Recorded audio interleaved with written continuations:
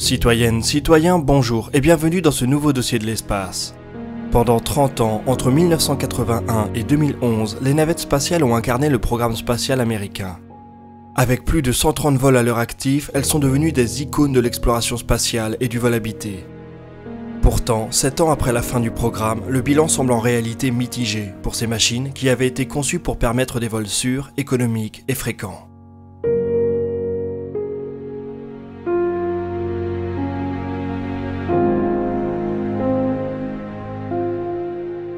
La navette spatiale américaine n'a jamais été sûre. Au contraire, c'est le véhicule spatial le plus dangereux de l'histoire. 14 vies et 40% de la flotte de navettes ont été perdues en opération. C'est une mortalité plus importante que tous les autres véhicules spatiaux réunis. La navette spatiale n'a franchement pas non plus été économique. Vers la fin de sa carrière, le coût d'un seul vol de navette spatiale était estimé à plus d'1 milliard de dollars. Très loin des économies substantielles que promettait la réutilisation d'une grande partie de ces éléments. Enfin, la navette spatiale n'a jamais pu atteindre un rythme de lancement justifiant son investissement. Lors de sa conception, la NASA espérait pouvoir procéder à plusieurs dizaines de lancements par an. En réalité, les 5 navettes spatiales construites ont tenu un rythme moyen compris entre 4 et 5 lancements par an.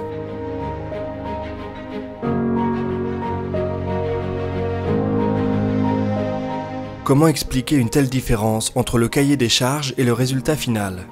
Malgré leurs manquements, les navettes spatiales étaient des merveilles de technologie, proposant un pari audacieux.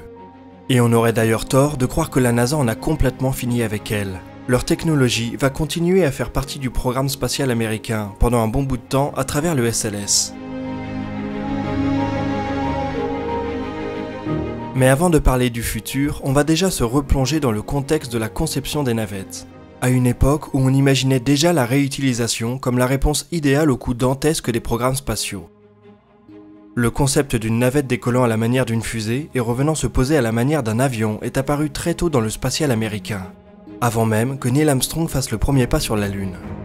À partir de 1969, l'administration Nixon planche justement sur la suite qu'il faudra donner au programme Apollo.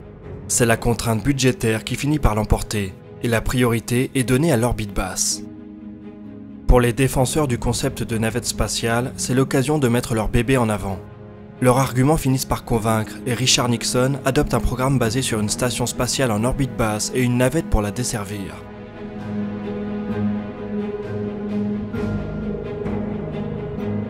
Les coûts exorbitants du programme Apollo ont laissé leur marque sur l'administration américaine.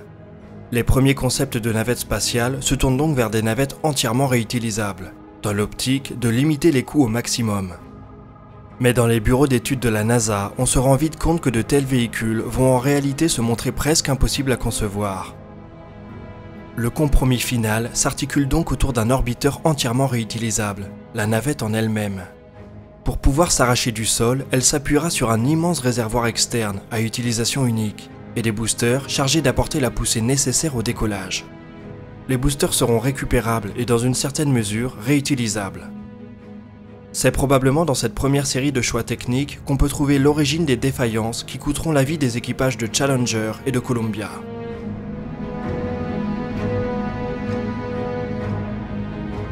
En effet, le choix final porte sur des boosters à poudre, moins chers à concevoir, mais que certains ingénieurs de la NASA jugent trop dangereux pour des vols habités. Les moteurs de la navette doivent servir à la propulsion pendant toute la phase de lancement, du sol jusqu'à l'orbite. Pas de conception en plusieurs étages possibles donc.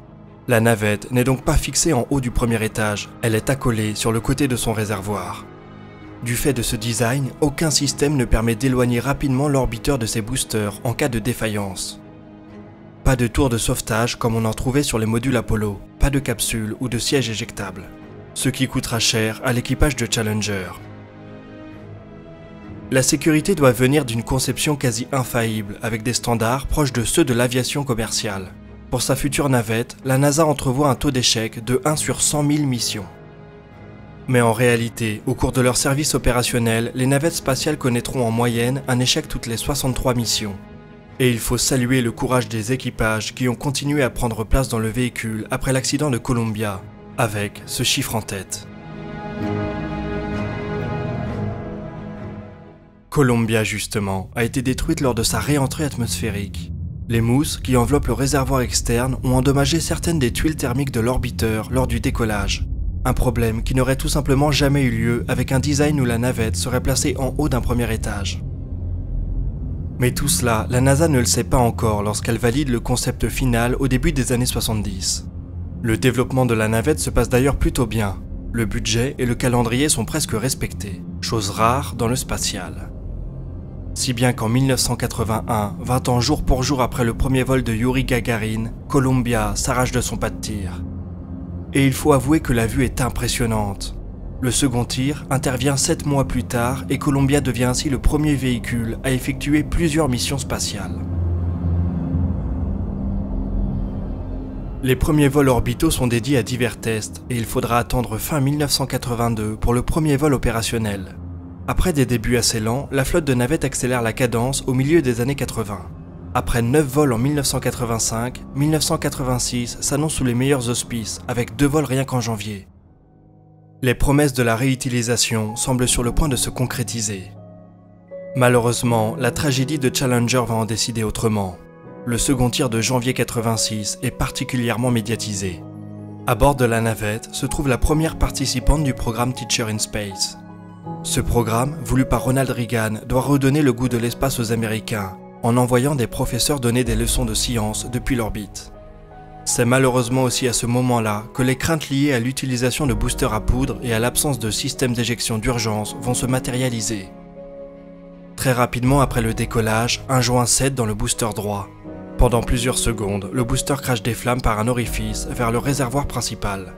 Il ne faut pas longtemps pour que les milliers de tonnes d'ergols contenus dans le réservoir central et les 2 boosters latéraux transforment Challenger en une gigantesque boule de feu.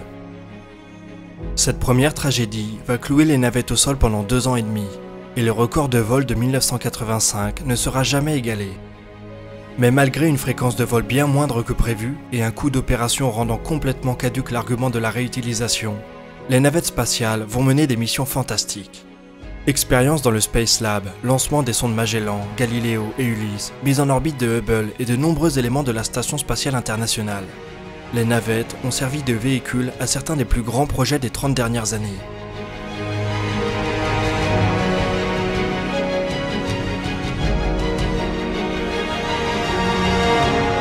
Elles ont également épuisé le budget du programme spatial américain et verrouillé l'orbite basse comme seule ambition pour les vols habités. Bref, on pourrait probablement faire 10 dossiers de l'espace sur l'épopée des navettes, mais l'angle qui nous intéresse aujourd'hui est celui de la réutilisation. La réutilisation des véhicules spatiaux est en passe de devenir une pratique standard chez certains acteurs du secteur. Pourquoi est-ce que les navettes, qui ont exploré cette piste depuis plus d'une génération, ont-elles été incapables de faire baisser les coûts? Et quelles leçons faut-il en tirer? C'est souvent la complexité de la navette spatiale qui est pointée du doigt. Le plan d'origine prévoyait des lancements hebdomadaires, ce qui signifie des cycles de maintenance et de remise en état très courts. Dans la réalité, la navette spatiale est un fantastique concentré de technologie, demandant une attention minutieuse entre chaque vol. Les travaux de remise en état pouvaient solliciter jusqu'à 24 000 personnes pour l'ensemble de la flotte. Et 24 000 salaires de personnel qualifié, ça fait très vite monter la facture. Ces emplois devaient également être répartis entre plusieurs États pour satisfaire les exigences des sénateurs américains, ce qui n'ajoute pas à l'efficacité.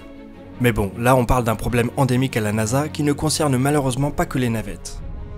Au final, c'est probablement son rythme de lancement très faible qui n'a jamais permis à la navette spatiale d'offrir une alternative économique viable. Dans une analyse publiée à la fin des années 90, il est estimé que la navette aurait dû voler 28 fois par an pour se montrer compétitive par rapport à une fusée classique. Les leçons issues du programme des navettes sont par contre très clairement visibles dans la 2e génération de lanceurs spatiaux réutilisables qu'on voit émerger aujourd'hui. SpaceX par exemple a fait le choix de la simplicité avant tout, quitte à ce que la performance en pâtisse, une stratégie qui semble bien partie pour payer. Et presque tout le monde s'est tourné vers les fusées pour concevoir des lanceurs réutilisables.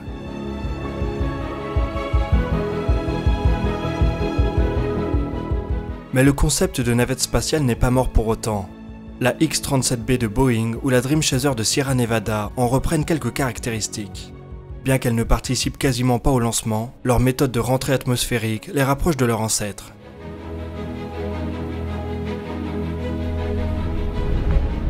Les navettes spatiales ont eu de très nombreux supporters et détracteurs tout au long de leur carrière. À défaut d'avoir pu faire de la réutilisation une réalité économique, elles ont exploré une voie complètement nouvelle et innovante. Si vous êtes nostalgique de leur apparence iconique, la prochaine grande fusée de la NASA, le SLS, en reprendra une grande partie des pièces. Un sujet qu'on a déjà exploré dans les dossiers de l'espace.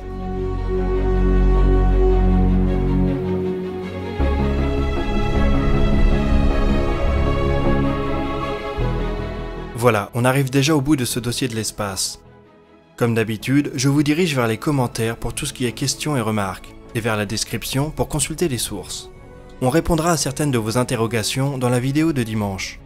Quant à nous, on se retrouve très vite pour de nouvelles vidéos sur la conquête spatiale et Star Citizen. D'ici là, citoyennes, citoyens, portez-vous bien.